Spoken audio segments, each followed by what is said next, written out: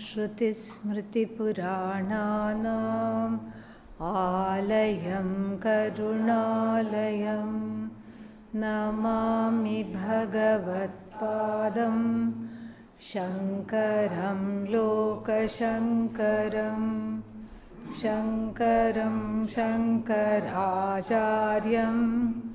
केशवं बादरायणं सूत्रभाष्यकृतौ वन्दे भगवन्तौ पुनः पुनः ईश्वरो गुरुरात्मेति मूर्तिभेदविभागिने व्योमवद्व्याप्तदेहाय दक्षिणामूर्तये नमः।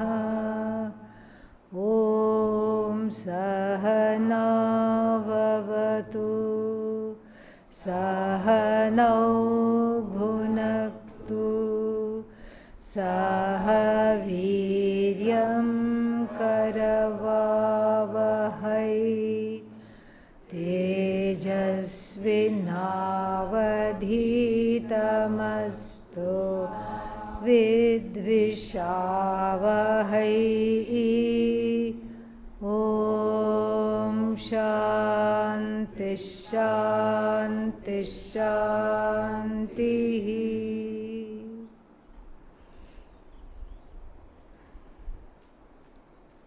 We left Arjuna shopping yesterday because the situation in which he finds himself is so unbearable that a life of renunciation not only looks good, but it is a happy escape. Not only is it a way out, many things can be a way out, but they need not be happy situations. Sometimes, you save yourself to just be what? Go from the frying pan into the fire. You jump out of the frying pan and then what? Go straight into the fire. Here it's not like that for him. He is looking at sannyasa as a ticket out of the misery, and will examine this misery because that is the topic of chapter 1. But for now, he is looking at this misery of having to fight a war that he did not order. This was not part of his order. This was not, he did not say, I want to fight my cousins and my uncles and my, gurus. He did not do that. This was a war that was uncalled for. He did not order it. He did not seek it. In fact, he did everything to go the other way and not seek this at all. And still, it was a war that was thrust upon him, a conflictual battle situation wherein he finds himself, not as a result of his own doing. Therefore, escape looks very good. When the going gets tough, as the saying goes, ... what happens? The tough get going. Going gets tough, the tough get going. And so, this is the first place where he is looking for an escape. In the beginning of chapter 2, in fact at the end of chapter 1 itself, what does he decide? I ain't going to fight. I'm not going to fight. Do whatever you want. And he just sits down like that in the Vivekananda pose without being Vivekananda. Okay? Yeah. I'm not going to fight. Sits down in the chariot. And that is where we left him yesterday. And he realizes there is some grace operating over time. And grace is a very important word in the Sanskrit language. Oh, grace is in a Sanskrit word? No. Anugraha. Anugraha. Kripa. Anugraha. These are the words. Anugraha, grace. There is some grace operating over time. And what is it doing? It is steering our Arjuna into the right area. Otherwise, he could have purchased the orange dhoti and then become a self-styled god man and started his own some cult. What else can we call it? It's not sampradaya, it's a cult. But that didn't happen. What saved him is his own punya, his good karma, as a result of which he understands that only two kinds of people can take bhiksha, can go towards this kind of a life. One is a brahmachari, and the other one is what? Somebody who is interested in this knowledge. Mumukshu jignasu. He is neither. He is not a brahmachari, he has many wives. And then long ago maybe he was a brahmachari, now he is not a brahmachari, and neither is he a jnani. He is not fit for sannyasa. In this particular area of the garden, where even though the sun is bright and everything is green, his life is grey.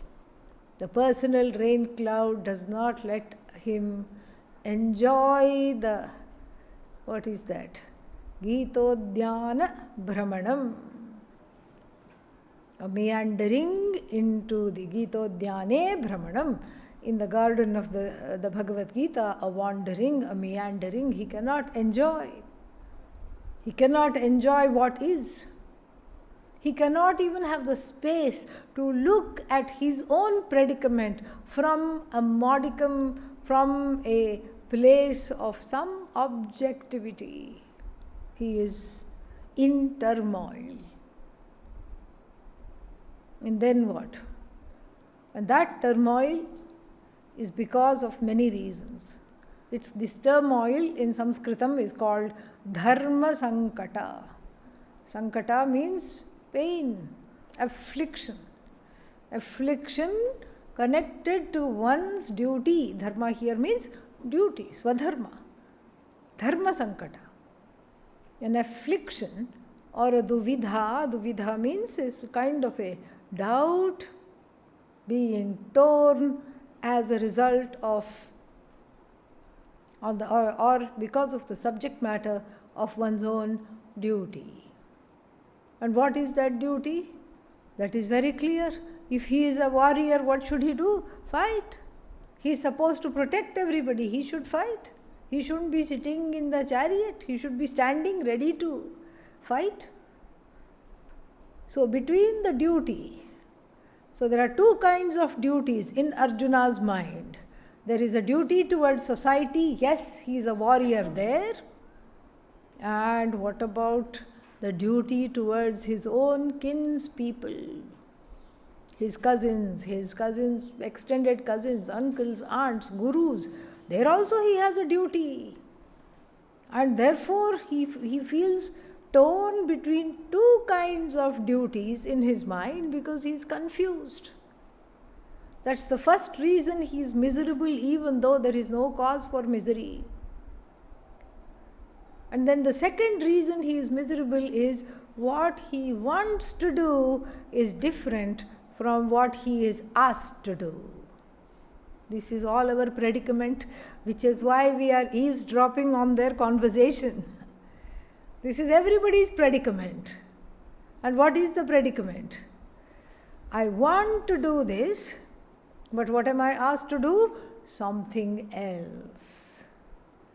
I want to do this, but what am I told? I am told to do something else. Thankfully, the seva roster keeps changing. Okay?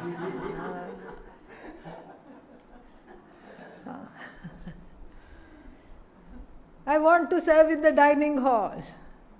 What am I told to do? Huh? Clean the adhishthanam. Sometimes I get lucky because somebody who is cleaning the adhishthanam wants to serve in the dining hall. Somebody who is in the dining hall wants to clean the adhishthanam, and mutually they exchange. Fantastic. But how often does that happen? Not at all. So that's why we have a rotating roster. So 10 days you do what you don't like, and then after that you get what you like. By the end of 3 months, you have grown to like everything. Anything that is assigned to you, you end up not just liking, but loving. But our Arjuna is still 17 chapters away from this demeanor. And here is where we leave him feeling very miserable about himself. He doesn't like how he is feeling. Nobody likes to feel sad. He is sad and he goes into, we can't even call it samvada, which means a sacred dialogue between the teacher and the student, a fruitful dialogue because of which the knowledge takes place. What is here?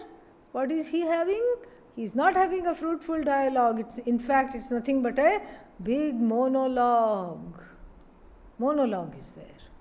A huge monologue. Only he talks. Whole of first chapter, only he talks. Poor Bhagavan, standing on the side, can't even get one word in sideways. Only he talks. It is a form of therapy, I suppose, a kind of a catharsis. You just vomit up everything and then you feel better, except in his case, he doesn't feel better. Doesn't feel better. Because sometimes when you keep talking, what happens? You're not reversing the distress, you are rehearsing the distress. The same distress you are keeping on reproducing and rehearsing. And so, he doesn't feel good. He doesn't feel happy. And therefore, he understands, because of, as I said, grace operating over time, he understands that this is beyond the Pandava-Kaurava divide. This is beyond me having to kill a few people. This is beyond the conflict of duty. This is something I don't understand. I have no clue. I need help. I absolutely need help. This needing help is not a sign of weakness. Acknowledging that one needs help is a sign of strength and common sense also. Common sense and strength. He needs help, he knows it, and desperate situations call for desperate measures. And therefore we have, at the beginning of chapter 2, Arjuna's surrender. To what? To the situation at hand. I cannot do anything about this. You tell me what to do, O Krishna. Before he would not have told Krishna, please tell me what to do, because he is in possession of his senses. He has his ideas, where he wants to go, what he wants to do. He would never say, please tell me what to do. But here he is desperate. He knows he cannot be a sannyasi. He is neither a jnani nor a brahmachari. And so he can't live a life of alms, taking alms. He is very much a grihastha. Plus, he doesn't see any way out of this war. But at the same time, he doesn't want to fight the war. There's conflicting ideas of collective and individual duty. Duty towards the collective and duty towards his own kinspeople. There is a confusion because suddenly he thinks of bloodshed. He thinks of all the fatherless children that are going to be there after this war.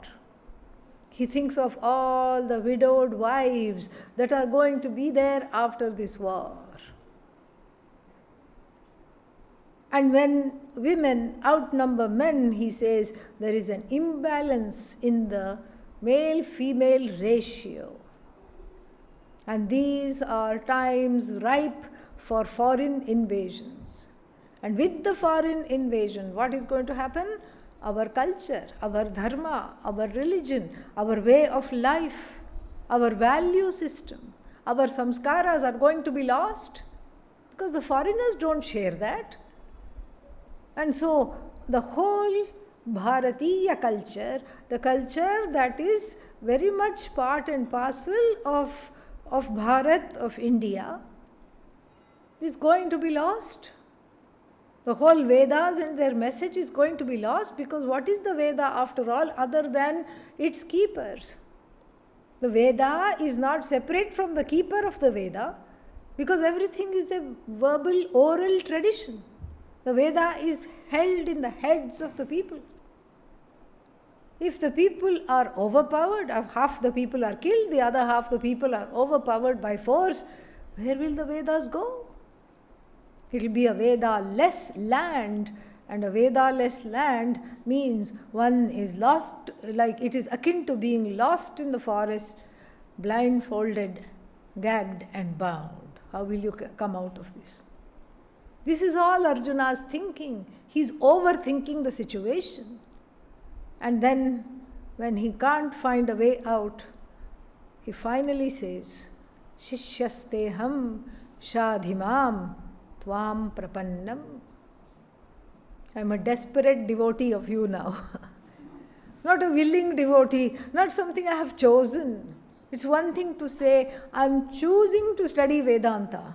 That rarely happens. Rarely happens.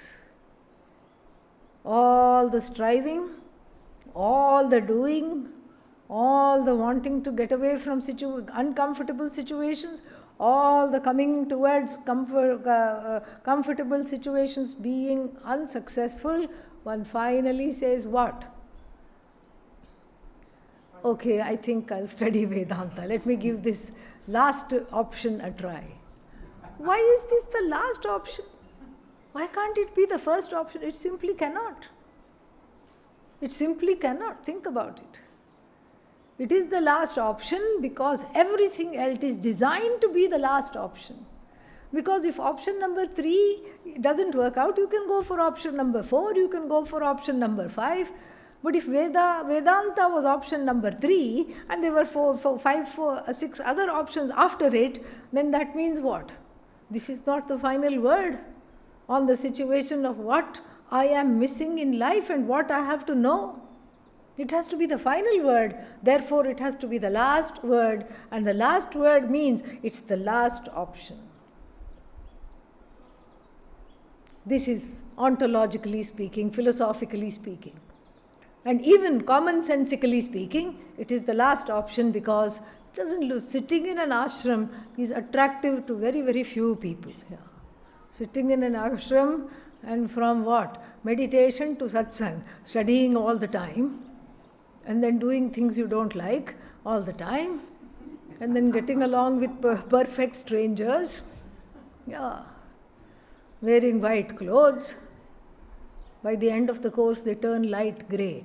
Okay, yeah. So, doing all this, not 3-month course, 3-year course. Okay, yeah. So then, all these things.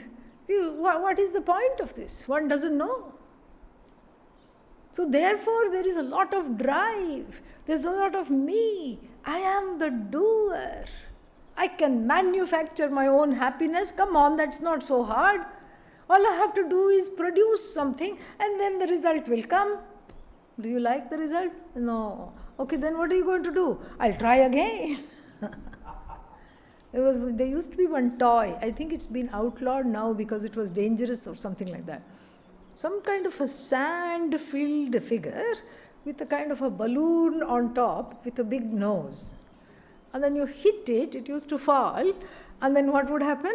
Because of that round thing and that sand, the round, it had a base that was round and it had sand in it. So it would go back, the balloon figure would go back, it had eyes, nose, everything, and then it would come right back up, smiling. And then you give it another sock, It would go back temporarily and come back. So is the jiva. The jiva is like this toy that no matter how many times the fellow finds herself or himself down, picks themselves up and dusts off. What? Kartritva buddhi? No. Doesn't dust off do worship. Dusts off whatever obstacles and says, no, you thought I fell down. I didn't fall down. See, I'm up. I'm resilient. I'm going to do some more. Do some more. Do some more. And the doing becomes the very basis of one's own undoing. And that's when one is ready for Vedanta. And here too, Arjuna was in a trap, like a trapped animal. This side is out, that side is, that side is a rock, this side is a hard place, this side is fire, that side is a deep well. Where is he going to go? Other than at the feet of Lord Krishna. Yat shreyam, yat shreyah syat, nishchitam bruhi tat me. Get me out of this quandary. Don't tell me whether to fight the war or not. Forget the war. I'm thinking of myself, this miserable me that I cannot stand. And this is not a very nice botanical garden, Krishna. Can we go somewhere else? Can we go to another area where it's a little better? Where we can just enjoy ourselves a little more? This is terrible. I can't seem to be happy here. I'm having difficulty. Yat shreyah syat. Shreyas means moksha. What is moksha? Freedom, liberation. Liberation from what? Whatever you don't want. Anartha vratat moksha. Anartha vrata means a group, a host of all kinds of terrible things. All kinds of terrible things are there, and I want freedom from exactly that. This is what is moksha. Moksha from a life of keeping on becoming. Becoming what? Becoming something or the other. Because if one doesn't know that I am limitless, whole, free and complete, one is always seeking approval. This relentless approval seeking is what? Samsara. Is another manifestation of samsara. Samsara is nothing but approval seeking. In the so-called real world, of course, when one has a job, one is approval seeking. At home, one is approval seeking from parents, friends, relatives. In one's spare time also one is approval seeking. Coming to the ashram also one is approval seeking. Everywhere one is approval seeking. Krishna has understood. Just going to some place is not going to help me.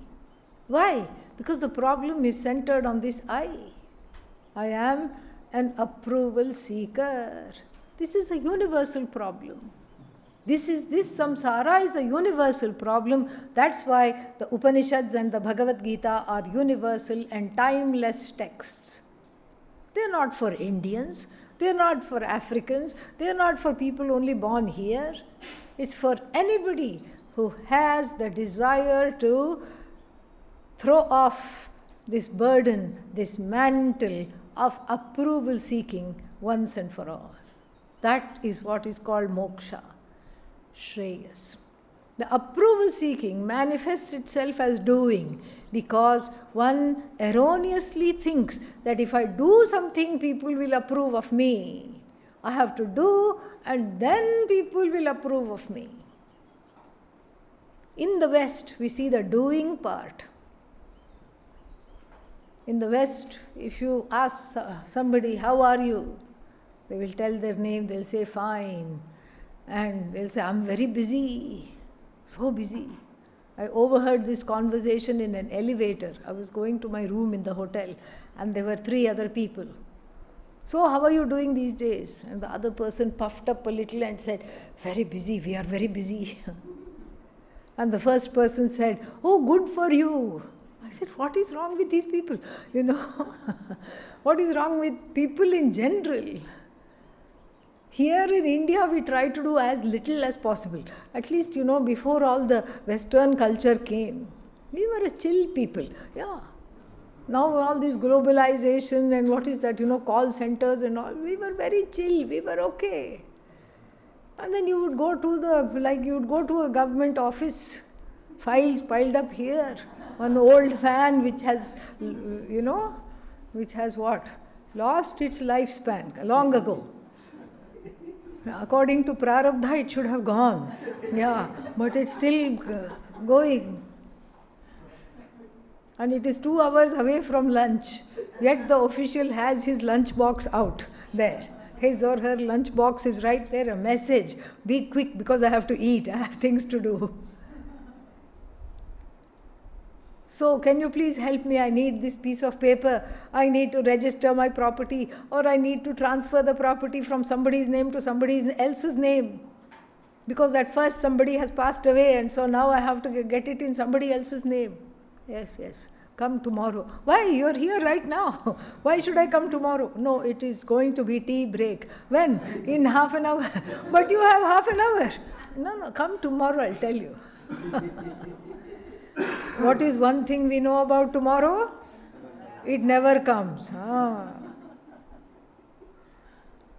So, but in the West, with the whole premium on efficiency, that's how this approval seeking manifests in different cultures in different ways, but actually it's the same animal. Don't get distracted by its manifestation. So that approval seeking is in the form of doing. Yes, we are very, very busy. I'm very busy. You wake up somebody in the middle of the night. What is the first thing? I'm very busy. In India, the approval seeking has a different manifestation. It comes in the form of, what will they think? We are all victims of what will they think itis. Yeah, this has become a disease. What will they think? If I do this, what will they think? If I don't do this, what will they think? What will people think? They are not thinking anything. They are going about their day. Or rather, they are worried about what you think. So they are not really worried about what you are thinking. But this is one's own idea that somebody is thinking something. Somebody came to Pujya Swamiji. Oh, people are always asking why my son is not married. Son doesn't want to get married, period. That's all. Everybody is thinking bad things about me. Swamiji said, how do you know? How do you know that? Did they come and tell you? No, they are very polite. They are not going to come and tell me that they are thinking bad things, but they are thinking. Why? How you know? I see it in their eyes, Swamiji. So, it's all one's own projection. But what will they think itis is also what? Approval seeking. Doing, striving, approval seeking. Blaming others is also a form of approval seeking. Holier than thou attitude. If I blame somebody else, that means what? It's not my fault. It's all these idiots that are surrounding me. That's why I can't get the work done. Get rid of these idiots and see how efficient I'll be. Blaming oneself, that's also a manifestation of approval seeking. Pujya Swamiji used to say very beautifully that one's spiritual journey starts when one stops blaming oneself and another and the others. That's when the spiritual journey starts, and that's where Arjuna is. We see this. He has run out of things to say.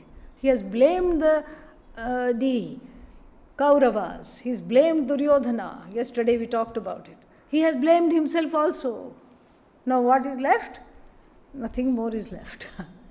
He has understood that that's not the way to go. Shishyasteham. I am your Shishya. There are 3 words that describe the word student in Sanskritam. That is why we have to study Sanskritam. Very beautiful. One is just an objective word called Vidyarthi. The one who desires knowledge, Vidyarthi. You can be a Vidyarthi, you can desire knowledge, but you need not study or need not lift a finger to do anything about it. That's also there. Then we have another word, Antevasi, Antevasin. Means the one who lives with the Guru in a Gurukula. Ante means Antahatishtati. Inside the compound of the Gurukula, so and so lives. Antevasin. Unfortunately translated in English as inmate of the ashram. Please don't use that word. Yeah. Antevasin. Again, Antevasin is a general term. One can be staying in the ashram forever, but then not gaining this knowledge, not asking for it even, just doing some seva and going along. Then the third word is Shishya, which is the word Arjuna very aptly uses to describe himself at where he is at this point. Shikshana yogyaha Shishya, the one who is deserving of being taught. That is where we all have to be. We have to be in a place where we can be taught and we can receive what is taught. That is Shishya. That is how it differs from Vidyarthi, Antevasin and any other words we may have for this. Shishyahateham. I am your Shishya. Oh, you can just go to a random person and say, I am your Shishya. Yes, that's how it works. Don't wait for the Guru to choose you. This is not a high school prom, a dance. Yeah, I want to be chosen. You're not going to be chosen. Here you have to decide. It is your ignorance that you want to lose. It is your approval seeking that you are sick and tired of. It is your despair that you have to overcome. You have to go seek the teacher. The teacher doesn't have to come and seek you. The teacher has no pressure to come and try to teach. You show up, therefore the teacher teaches. So therefore, there is no Guru in general. There is no Jagat Guru in general. Although out of respect we call all our Shankaracharyas Jagat Guru. That's different. There is no universal Guru. One becomes a Guru if somebody calls that person a Guru. If somebody says, I am your Shishya, that person becomes a Guru. To that person one becomes a Guru. So therefore, he says, Shishyasteham Shadhimam. Shadhi is not Shadi, okay? Yeah. Shadhi. Shas, to teach. Teach me. Tvam Prapannam. The one who has surrendered to you, this kind of a Shishya I am, please teach me. And that's where the monologue starts into a dialogue between Lord Krishna, Bhagavan Krishna, and Arjuna. What does he say? What does he teach? The teaching is not very pretty in the beginning. Oh, you're crying, here is a hanky, wipe your eyes, would you like to eat something? I noticed that you skipped breakfast, would you like to see? Yeah, this is the role of a friend, okay? This is not the role of a teacher. Vedanta is nothing but just objective. And it sees dispassionately. Even the mother in the form of the Bhagavad Gita sees very, very dispassionately what is needed at hand and what has to happen. And here, The first teaching that is given is just like a, what is that called, clear. In the ICU, somebody has come with cardiac arrest. Cardiac arrest means, it's a polite way of saying death, okay, yeah. From sometimes you can come out of it, sometimes you can't. There's a person who has seized, there is cardiac arrest. And so what do they do? Electric paddles are made ready. And the doctor says, clear out, go far away. And then it's administered to the heart. The heart is shocked to start beating again. So the first teaching by Lord Krishna, which is basically a short version of everything that is going to be unpacked from the 2nd to the 18th chapter, is there in this in the 11th verse of the 2nd chapter. O Arjuna, your problem is that you are grieving over that which should not be grieved over. You talk like a pandit, all right, but you don't walk like a pandit. There is a difference between your walk and talk. That is what is the cause of your sorrow. But what is a true pandit? A true pandita, a true knowledgeable person, does not grieve over that which should not be grieved. And that which does not deserve grief is divided into two in Lord Krishna's mind. Two things should not be grieved over. Gatasavaha and agatasavaha. Gatasu, agatasu. So, what is this gatasu? What is this agatasu? Gatasu means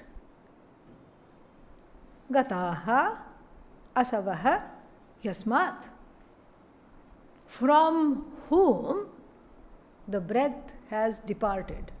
Who are these people? Hello, show me at least one sign of life. Yeah? You don't have to demonstrate what I'm saying. Yeah.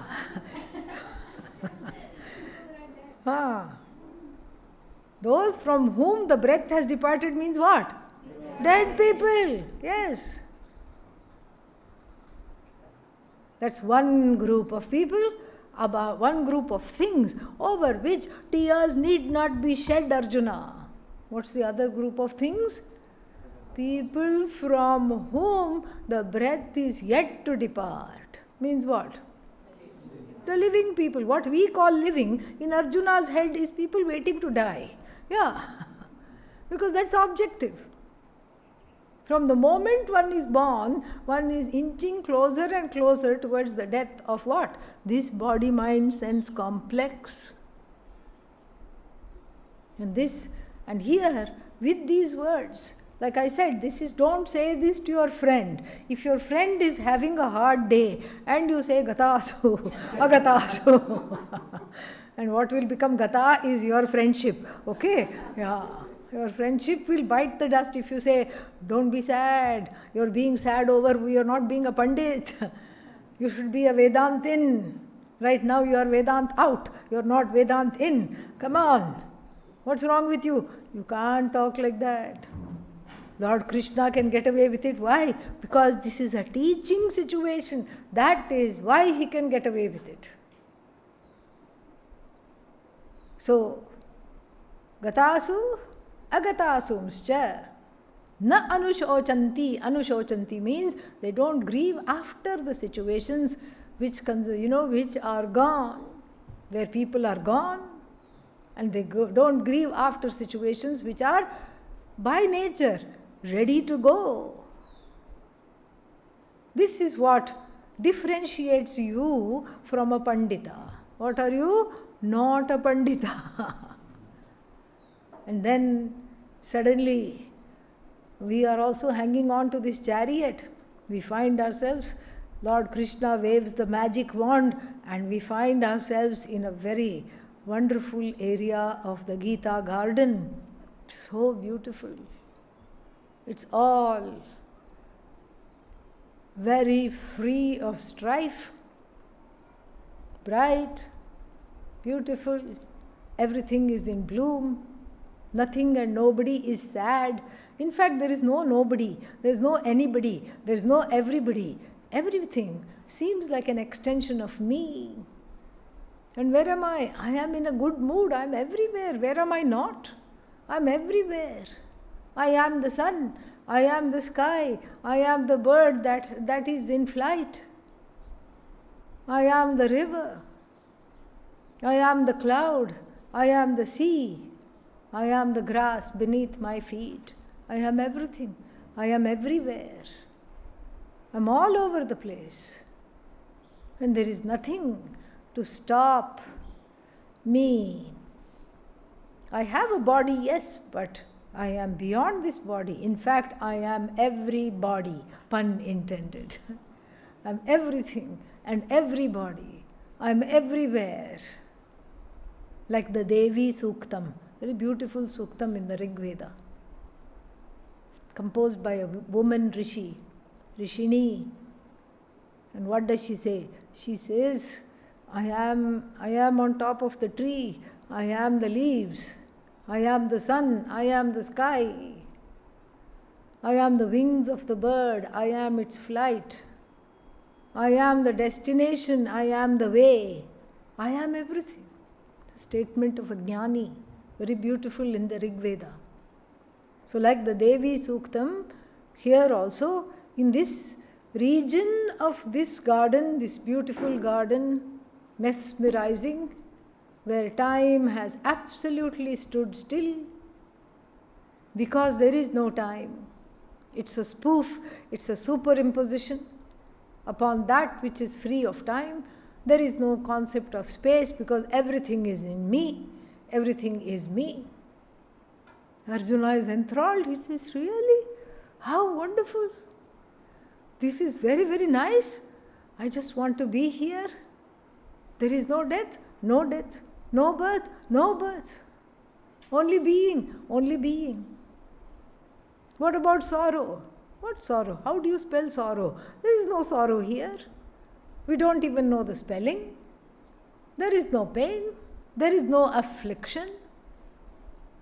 All that is there is unending, limitless I. In fact, we can't even say we are now eavesdropping on Arjuna and Lord Krishna's conversations. Why? We are the conversation, we are Arjuna, we are Lord Krishna, we are everything that is animate, we are everything that is inanimate.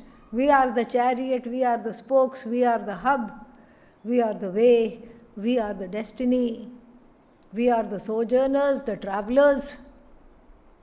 We are the starting point, we are the end point. In fact, there is no end at all. No beginning, no end. Arjuna says, I think I'm going to stay here. I want to just be here.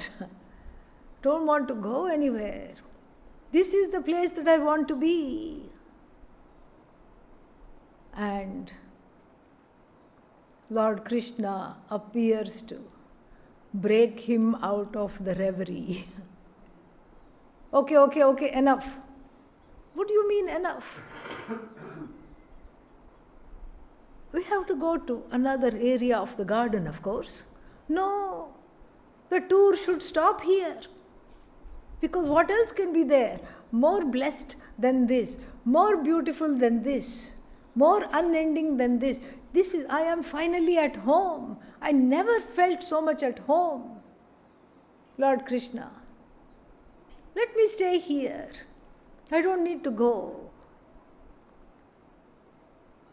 But Lord Krishna keeps saying, even as he is describing the beauty of this area of the garden, the quietude, the tranquility, the oneness, as the vision of oneness is being given, there is a refrain in every verse of the Bhagavad Gita.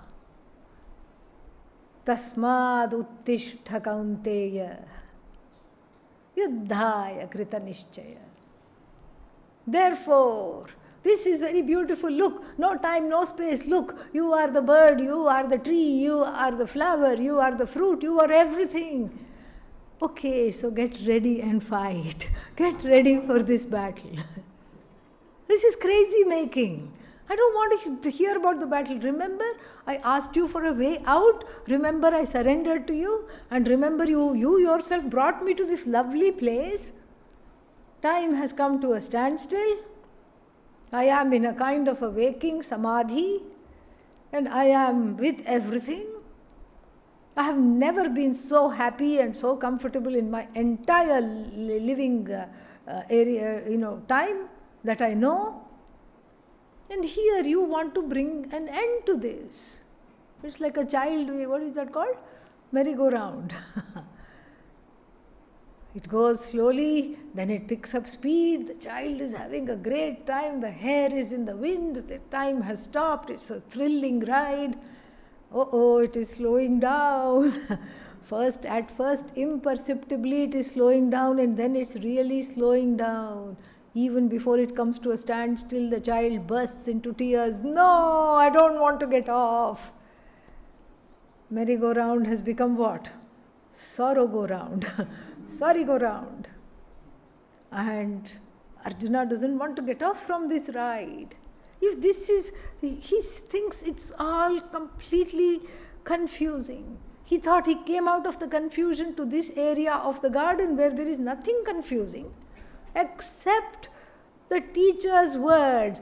Therefore get up, my dear fellow. Therefore get up and fight. Pick up your arms. Dust off your bow and arrow. Come on, get up, get up, get up. He's sick of hearing the words, get up. Uttishtha, yuddhaya, yujyasva. Become one with the war. Go fight, get up, go fight. And in fact, this should have been the last stop. But for Arjuna's confusion. What is his confusion now? His confusion is this. Jyayasi chet karmanaste mata buddhir janardana tatkin karmani ghore mam niyojayasi keshava vyamishrena vakyena buddhim mohayasi vame tadekam vada nishchitya yena shreyoham apnuyam.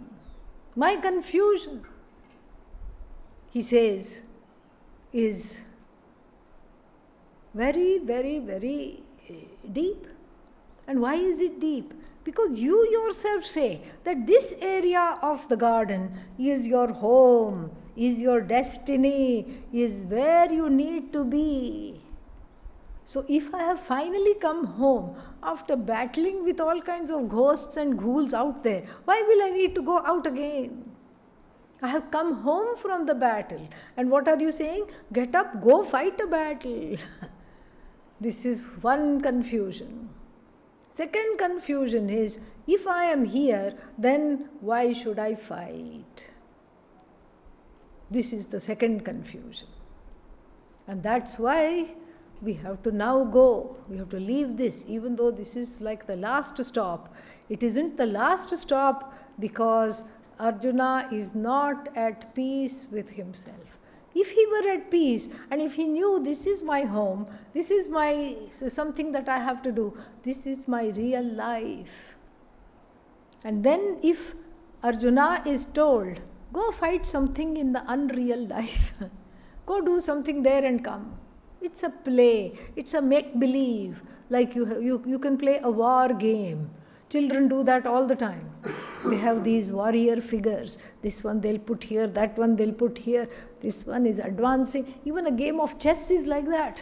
We have the whole army in white color, brown color, two armies are there. White color and dark color, and then this one advances this way. This one moves only like this. This one jumps around. And then this one eats up that. It's all a game. It's a game to those who know what is the reality. Arjuna is not yet understanding the reality. That is why his confusion. That is why his problem. That is where he is confused. He thinks that is also equally real. This is also equally real. Or in fact, that is more real. The war is more real because why? My hatred for it is showing me that it is more real in my mind. And therefore, it cannot be the last stop, although I dare say we will end up there at the end of the Bhagavad Gita. This is the area of the garden where we will end up. But for now, whether we like it or not, we have to go to another area because this is not understood by Arjuna. What is this area? Lot of things are happening. Land is being tilled. Work everywhere. Land is being tilled. Somebody is planting, somebody is harvesting, somebody is sowing, somebody is reaping. Everybody, nobody has any time for anything. Everybody is busy. Seeds are planted, the sprout is yet to come. In certain areas, the sprout has come. It has to get stronger and become a bush. The bush has come, it has yet to flower. The flowering has come, fruit is yet to come. Everywhere there is some anticipation, some potential. Things are not yet very clear, but what is clear is that you just pick up a rake, a hoe, anything, whatever you can get to clear something, to plant something, or you pick up some seeds and start planting. This is the area of karma. Just karma? No. Karma, action, elevated to the level of worship, to a way of worship, which is what is going to break the impasse in Arjuna's head eventually. And what is the impasse? If knowledge frees, if knowledge of oneness frees, and if action binds, karma binds, action binds. How does it bind? By giving me unfavorable results, because of which I have to act again and get more favorable results. If action binds, if karma frees, and what are you telling me? Go do more karma. This makes no sense at all. How can I do more karma? Why should I do more karma? If action is binding, I shouldn't do more karma. I should get away from karma. But yet, what are you saying? Do more karma.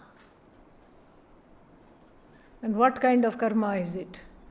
Karma yoga. This is what is going to break the impasse. Karma yoga.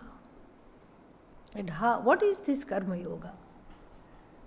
There are 3 definitions given in the Bhagavad Gita of what this karma yoga is. The first definition is samatvam yogaha uchyate. Uchyate, it is said. What is said? Samatvam, equanimity, is yoga. Sameness is yoga. Sameness means what? Doing the same action again and again? Yeah? No. Doing the same action and again does not make me into a calm person. It makes me into a bored person. And it's not possible to do the same action all the time. Or maybe it's the same result. We know full well that doing the same action every time yields what? Different results. So where is this sameness? The samatvam is in the ability of how one receives the results of action. One receives the results of action in a manner that has equanimity. My attitude towards receiving the results of action, that is where the sameness is.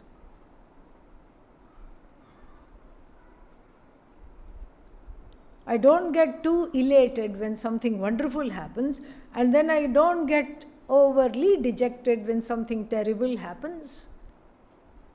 Samatvam yogaha uchyate. To cultivate this sameness, we are in this garden of doing, this area of the garden of doing. Doing. Doing for what? For the sake of one's own growth. Growth from what? Growth from having addiction to strong preferences and strong prejudices, known in Sanskritam as raga and dvesha. R&D, not research and development, okay? Yeah. R&D, raga, dvesha. This is what life is all about. Raga, dvesha, I love this, I hate this, I love this, I hate this. And even though the raga, dveshas are changing, I keep thinking that I have to be just like this. I keep thinking they are permanent. This is a problem. Raga, dvesha, all the time. This raga, dvesha is what is the one that is bringing me down, not letting me enjoy my life, not even letting me enjoy Vedanta. Some days I have raga for Vedanta, some days dvesha for Vedanta. Once I was holding a weekend retreat somewhere in the United States, and there one person didn't come. So afterwards I said, "Are you okay? I didn't see you in the class." "Oh, I didn't feel like coming." Okay, so this is what this is what is called raga dvesha for Vedanta. You didn't feel like coming, it's okay. That's a valid feeling. Every feeling is valid. Some days or multiple times in one day, you don't feel like coming. You'll recognize this if you haven't done so already. You won't feel like coming to class. And that's okay. Oh, that means I can stay in the room? No, that's not okay. So, feeling is okay. We don't argue with the feelings, but we have to know that there is a will beyond the feeling. Buddhi is there. The buddhi must not be sent out to pasture like a cow. The buddhi should not graze in the land of the sense objects all the time. You are not your feeling. You are more than your feeling. In fact, feeling is there because you are there. Feeling does not precede you. You are there, that's why you can feel. And feeling is very fleeting. Feeling right now goes away. Again it comes, again it goes away. Therefore what? You come to class, even though you don't feel like it. So here, one has to grow from being a servant to the raga dveshas, to being enslaved by them, to being what? Free of them, to being their master. That is what it means to be a swami. Swamin means the one who, the Swami does not have, Swami means master. The master is not over people or over situations. Mastery is over one's own raga dvesha. That is what the Swami symbolizes. Swamitvam. That is everybody's end game. Everybody's destiny, according to the Hindu Dharma, is to be a Swami. That's why it is the last ashrama. A perfect retirement plan. Because otherwise the retirement plan means what? How much money do I need with all this inflation going on? How long I'll live? Do you know? Nobody knows. How many diseases will I have? Does anybody know? Nobody knows. Will I need full-time care? How many attendants do I need? Do I need to be in a nursing home? Does anybody know? Nobody knows. And so how does one spend as soon as middle age hits? Oh, what's going to happen? What's going to happen? What's going to happen? Will my children take care of me? No, they won't. And it's not even good to expect that. That's not the reason to have children. If you have children and you expect them to take care of you, quickly give them away. Okay? Yeah. No other option.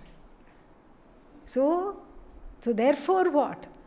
The retirement plan, it's wonderful in the Hindu Dharma because finally what? Finally there is a place where I grow into a person free of raga dveshas. That is the ultimate retirement plan. I learn to live with less and less. Less is in fact more. I train myself in my life to live with less and less. So whatever is there, I'm happy. As the Bhagavad Gita will put it, yadrichha labha santushtaha. Whatever comes, I'm happy because I was not expecting anything. Everything makes me happy. I get to that place. And the nursery for getting to that place is this area of the garden called Karma Yoga, where the action is done for one's own growth rather than for the result of action.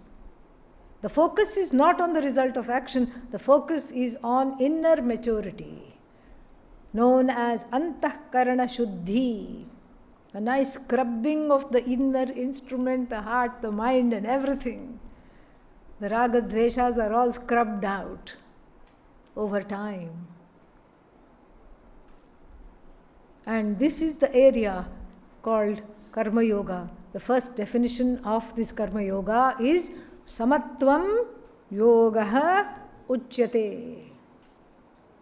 First definition means there is more than one, you bet. What is the second definition?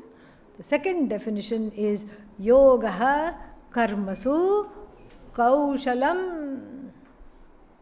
Again, badly translated as skill in action is yoga. Okay, skill in action is yoga. Pickpocket is very skilled, right? You bring a pickpocket to a Vedanta retreat. Because you don't know. You don't do that on purpose. You don't know that such and such a person is a pickpocket. You bring them to the retreat. Or maybe you know they are a pickpocket. You hope they'll be reformed by the camp and you bring them to a retreat. And what do you do in the retreat? You get to the place of Sakshi, observer. Pickpocket also gets to the place of Sakshi. Only difference, he or she is observing you. That's all. Yeah. You go to the meditation class. Pickpocket also attends meditation.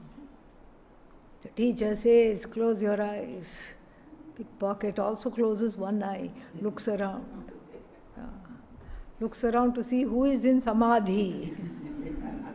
Where do they keep their wallets? Very skilled in action. And the pickpocket can tell us, you know what, I have samatvam. What, you have samatvam? Yes, I have samatvam. I have equanimity. Meaning what? Meaning that I just will start off with a prayer. Let every pocket be lined with greenery. Greenery means 500 rupee notes or US dollars, either way, green. I will start off like that.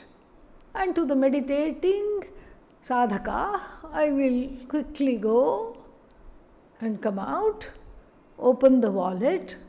Oh, these ashramites, they are always broke. Nothing is in there.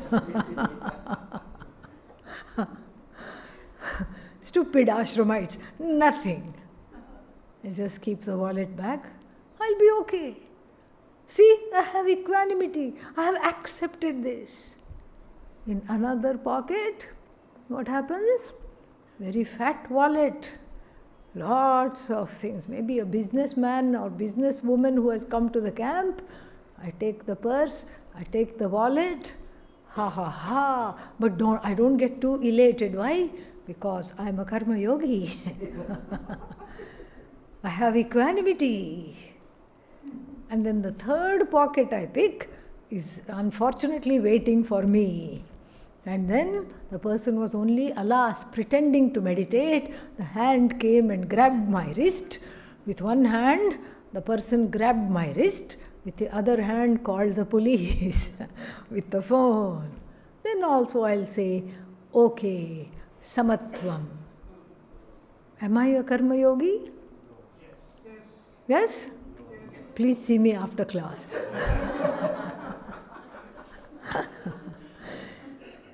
I am not a karma yogi, alas, because a very important component of Karma Yoga is Dharma. Dharma is 3 ways of defining. All 3 definitions are very, very, very, very, very important. Dharma is a universal matrix of norms. It is universal because it's always wrong to steal. Where is my conscience? If I'm picking the pockets and saying I'm happy, or if there is 5 rupees also I'm happy, and if there is 5 lakh rupees also I'm happy, where is my conscience? Dharma is my own conscience. So Dharma is universal. It's not that it's wrong to rob in India, but then in Africa, in some country in Africa, if you go to Ghana, it's okay to rob. There also there will be laws against stealing, against defrauding somebody, against taking away somebody else's identity, masquerading as somebody else, taking away somebody's property. All these there are rules, always. Historically also. There was never a time in history where it was okay to be a thief. Never. This is universal Dharma. But then life is much more complicated, and we need a booklet, an instruction booklet of how to lead this life in accordance to what is called Samanya Dharma, which we just discussed. Therefore, this instruction booklet is called Vishesha Dharma. How does Samanya Dharma operate and manifest itself under specific conditions? Specific conditions. Like what? Never lie.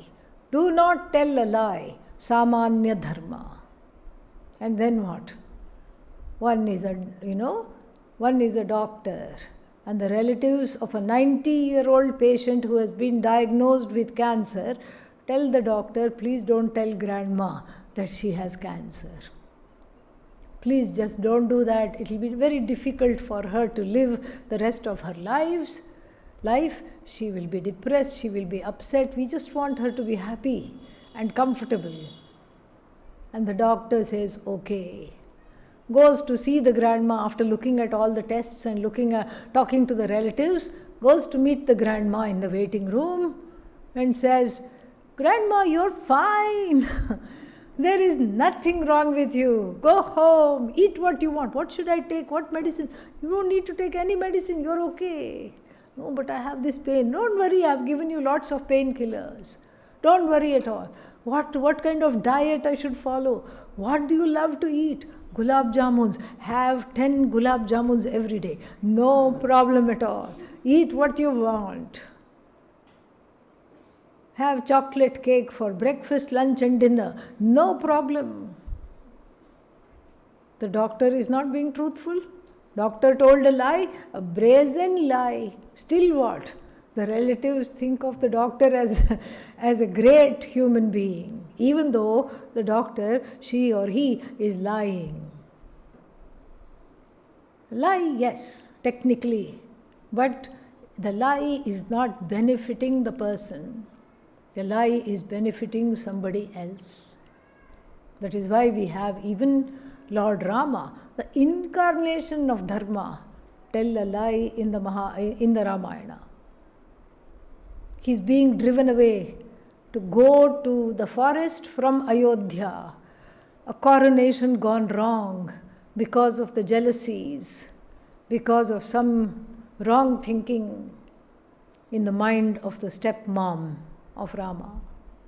As he is being driven away to the forest, Dasharatha, the father, says, come back. He tells the driver is none other than a trusted minister. He says, come back, bring the chariot back. Otherwise, your head will be cut off. And what does Rama says? Keep driving, do not stop, keep driving. The minister says, it's nice for you because you have a one-way ticket. I have to come back. I'm a family person and my head is going to be cut off. What shall I say? What shall I do? He says, tell the king that you could not hear his command because of the wailing of the people of Ayodhya and the hooves of the horses kicking up the dust. Is that the truth? No, everybody heard Dasharatha's voice. But the reason given by Lord Rama is very important here. And what is the reason? He says the people, the words of the mother have to be kept. I have to go. And the people of Ayodhya cannot stand a second farewell. Goodbye means you should go, finished. You can't keep coming. You see, in Western concerts, classical music concerts, they all finish the piece and then they go backstage. And everybody claps, claps, claps. The claps get louder and louder and they all come back. Encore, encore, and they take a bow. Everybody goes wild. And then they go back again. Again everybody claps. Again they come back. Maximum 3 times, okay? Yeah. Otherwise, each time you clap, if they come back, everybody will leave. Yeah. There should be a kind of a way of properly saying goodbye. And Rama says, we cannot extend this because this has to happen. What's the point in people crying and rehearsing the loss again and again? So he too tells a lie, but it is for loka sangraha, for the people's good. This is Vishesha Dharma. How to apply Samanya Dharma in each and every situation, in each and every context. Then we have the same iteration of Dharma, Swadharma. What is for me to do? What is my role? What is my purpose? Why was I born? What is it that I have to do? What is it that I have to achieve? Sometimes it takes a lifetime to understand. Swadharma has 2 components. One is a no-brainer. If you are a child and then you have parents, there are certain duties towards the parents, there are certain duties towards the teacher. And then if you are an adult, you are working, there are certain duties towards the employer. If you are a friend, there are certain duties towards the friend. If you are married, there are certain duties towards the spouse. If you have a child, you are either, there are mother duties, father duties. This is a no-brainer. But what else? But what for is this life? Is this particular body? Is this particular mind? All this has to be ascertained and understood. And so that takes, the second part takes a little bit of time to understand because of our own raga dveshas. We suppress the calling, whatever there is the calling, we suppress it. And then, so this is Dharma. We don't say Dharma is a mandate of Bhagavan, of Ishvara. We say Dharma is a manifestation of Ishvara. So you cannot go against Dharma and then say, I am on the side of Ishvara. It's like going against Ishvara for the sake of Ishvara. So therefore, Dharma is a very important component of Karma Yoga. Samatvam yogaha uchyate. Yoga karmasu kaushalam means, am I following Dharma in the discharging of my duties? How am I following Dharma?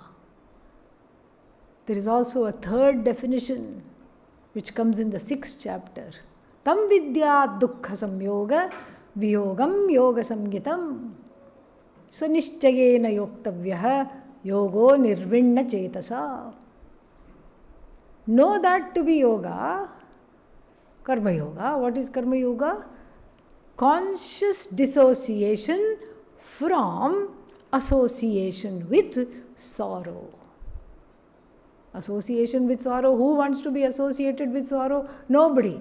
But here there is a caveat because it happens very sneakily through certain mechanical thinking. One can think themselves to sorrow, so one keeps a bag full of full stops. And then after every thought, put a full stop. Because you know where it's going. In the downward spiral. Put a full stop. Put a full stop. Put a full stop. You'll never run out of full stops, and as long as you have full stops to stop the thought, then you will never be in the doldrums again, even as you pursue this knowledge. More we'll see later. Om Purnamadav Purnamidam Purnat Purnamudachyate Purnasya Purnamadaya Purnamevavashishyate Om Shanti Shanti Shanti. Harihi Om Shri Gurubhyo Namaha. Harihi